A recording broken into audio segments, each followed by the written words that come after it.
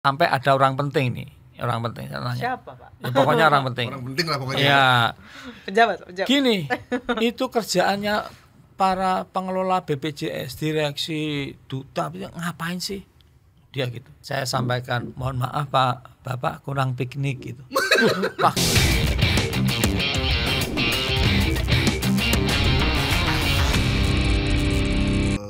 Guinness Book of Record. Iya. Dahsyat loh. Dahsyat memang. Cuma yang tahu. Kalau nggak tahu dikira biasa-biasa saja. Cuma kadang masyarakat itu mengharapkan layanan BPJS itu sama dengan kita pakai asuransi pribadi, asuransi swasta. Ya nggak mungkin. Iya. Asuransi swasta bayarnya jauh. Mahal. Bisa kalau misalnya BPJS 35.000, 300 ribuan bisa. Iya 200%, 200 kali lipatnya lah. Kalau 200% masih oke lah. Meskipun saya juga kepengen kasih hadiah kalau 200%. Iya lebih 300%, Bro. Iya 300%. 300 kali lipatnya. Kalau 35.000 loh ya. Iya kalau 35.000 300 kali lipatnya. Iya, yang 150.000. Itu. Kalau yang 35.000 200% kan baru 70.000. Iya. Asuransi mana yang jual 70.000? Nggak ada. 3.000%. Tapi masyarakat ini kan nggak paham. Saya bukan nyalahkan masyarakat, enggak.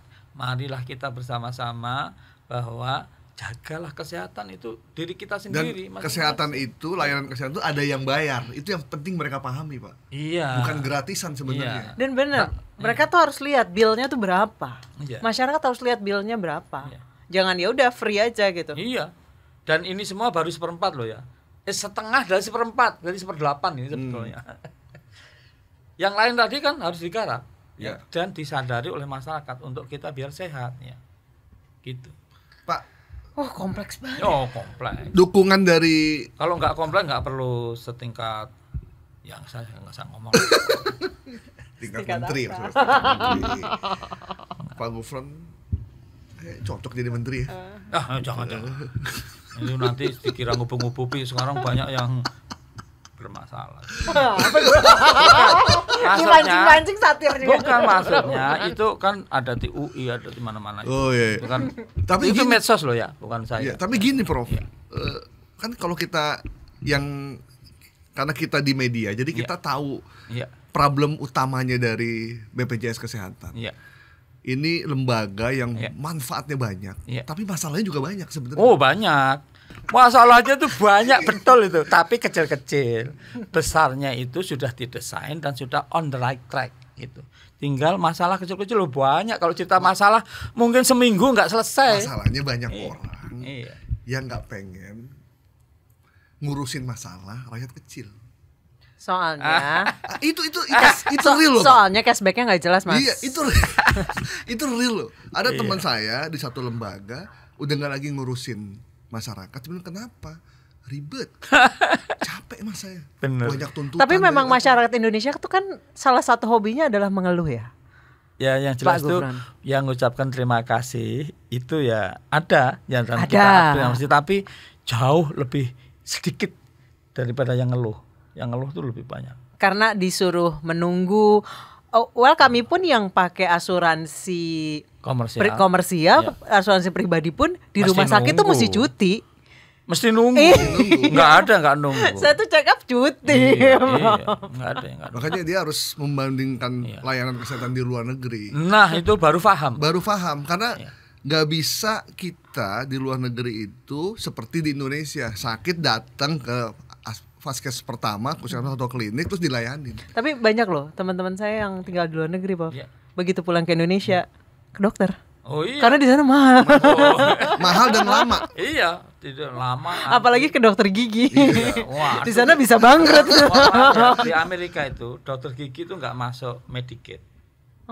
Nggak masuk Medicare. Jadi itu lain lagi. Di sini operasi gigi BPJS. Iya, BPJS itu kalau bayar sendiri astagfirullahaladzim. Asal sesuai dengan prosedur dan ada indikasi medis. Tapi memang ada penyakit-penyakit nggak di cover BPJS itu. Contoh penyakit mata keranjang itu nggak di cover, Pak. Iya. Itu Mas Gaib, Pak. Enggak, kalau beliau enggak. Itu nggak di cover tuh ya? Nggak di cover itu. Penyakit digigit buaya juga. Buaya darat. Nah, dengan beban yang sebegitu banyak, ya, yang mungkin setelah ini nama podcastnya bikin terang. Ini membuat terang. Oh iya. Oh ternyata seserius itu problemnya di BPJS dan sebegitu besar manfaat dan pencapaian yang udah dicapai oleh teman-teman di BPJS. Ini kita ulangi lagi nih ya.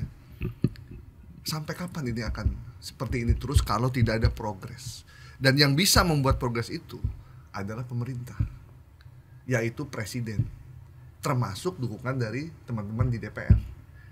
Saya kalau dengan iuran yang sekarang, dengan iuran yang sekarang 35.000 sampai 120 ya Prof?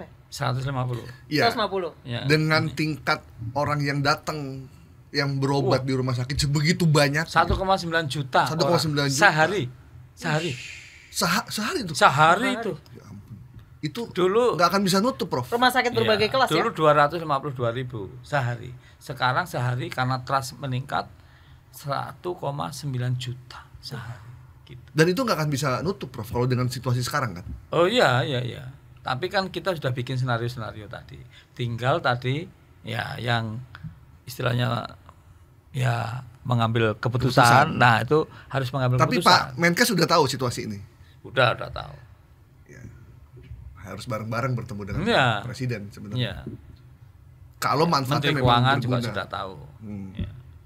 Tapi persepsi kita, para pimpinan kita yang di atas itu tahu nggak sih manfaat BPJS ini buat masyarakat? Ini benar-benar tadi Nisa bilang, ini safety netnya masyarakat gitu. Jadi karena mereka kalau berobat ke Penang, mohon maaf, ke Singapura. Nah itu yang tertentu aja. Oh, iya, tapi secara umum ya, kalau sekarang kita tanya top of mind dari masyarakat, asuransi kesehatan apa yang Anda tahu?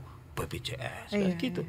Dan itu sudah 3 atau 4 kali berturut-turut ini kita oleh katakanlah yang di Indonesia itu kita diberikan penghargaan emas, Pak. Artinya gold champion untuk itu. Gitu. Sebagai katakanlah top of mind dari masyarakat tentang asuransi kesehatan.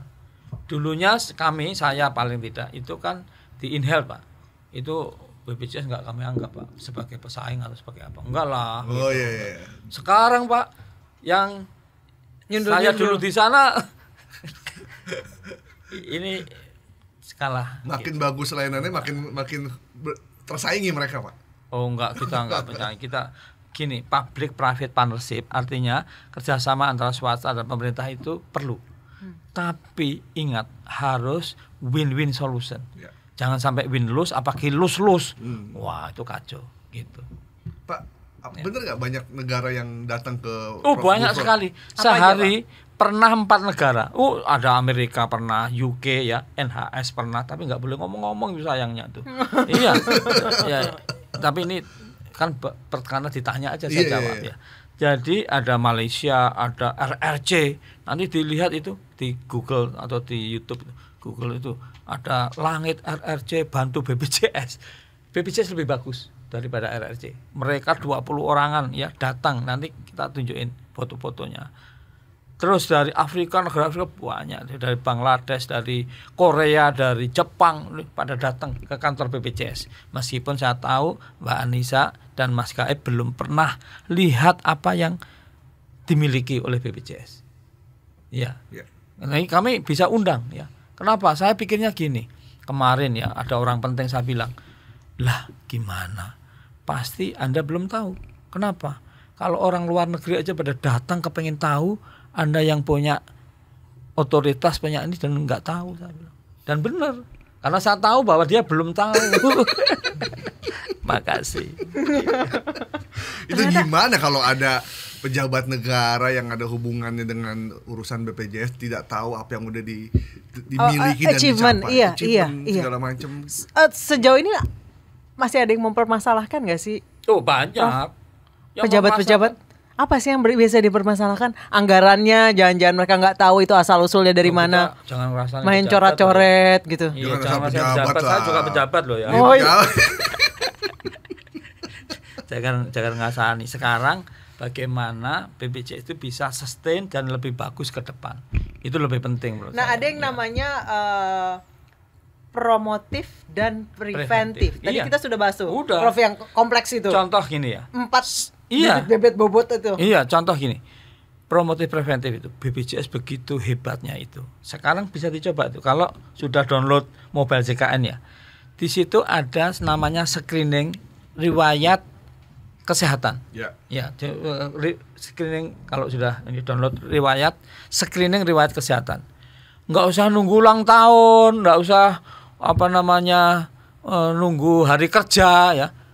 Setiap detik bisa. Setiap detik loh. Bisa. Dan dijawab nanti Anda kira-kira berisiko sedang, berisiko tinggi, berisiko rendah dan apa yang harus. Gitu? Oh, bisa. Malaysia itu pada datang ke sini nanya kok bisa.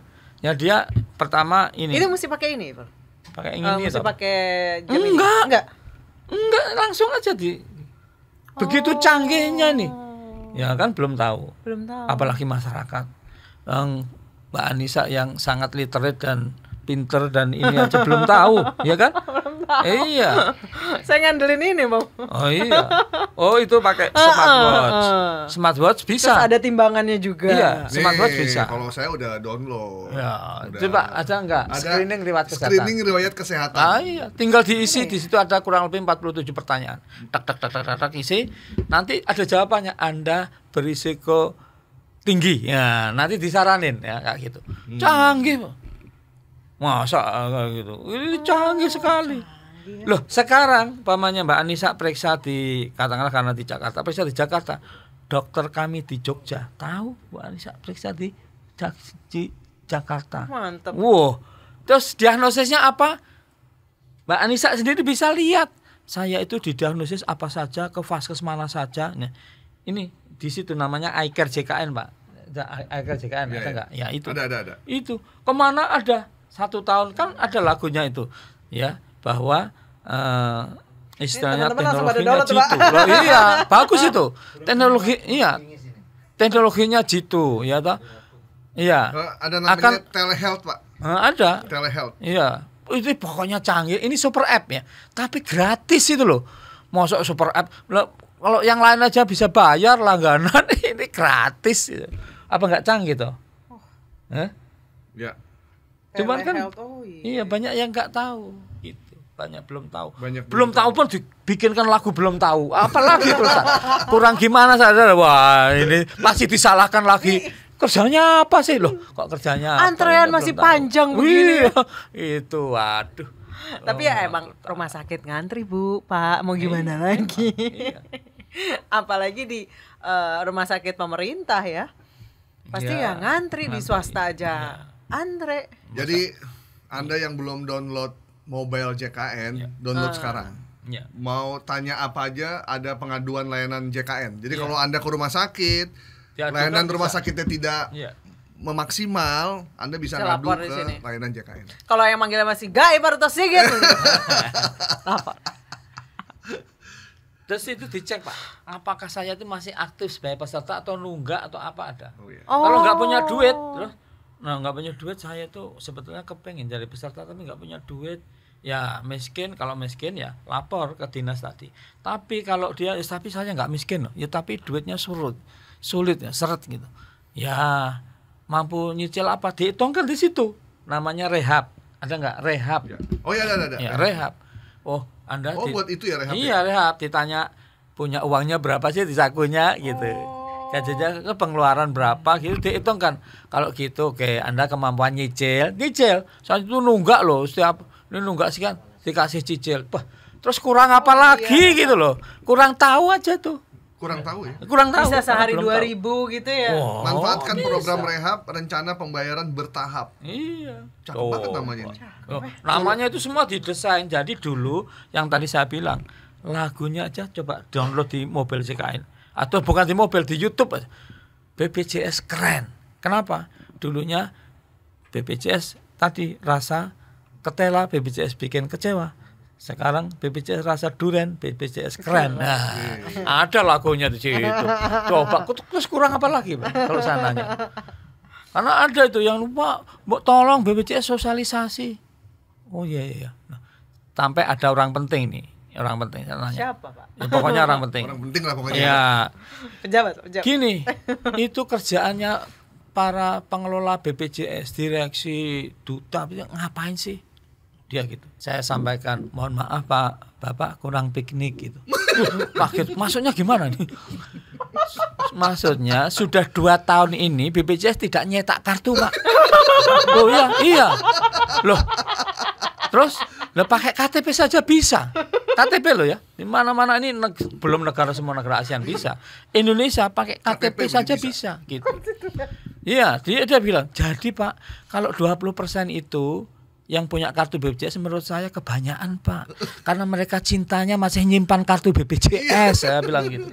Harusnya itu nggak dipakai lagi. Oh gitu ya. Iya, maka mohon maaf piknik saja Pak, bersama kami juga boleh. Karena gitu. orang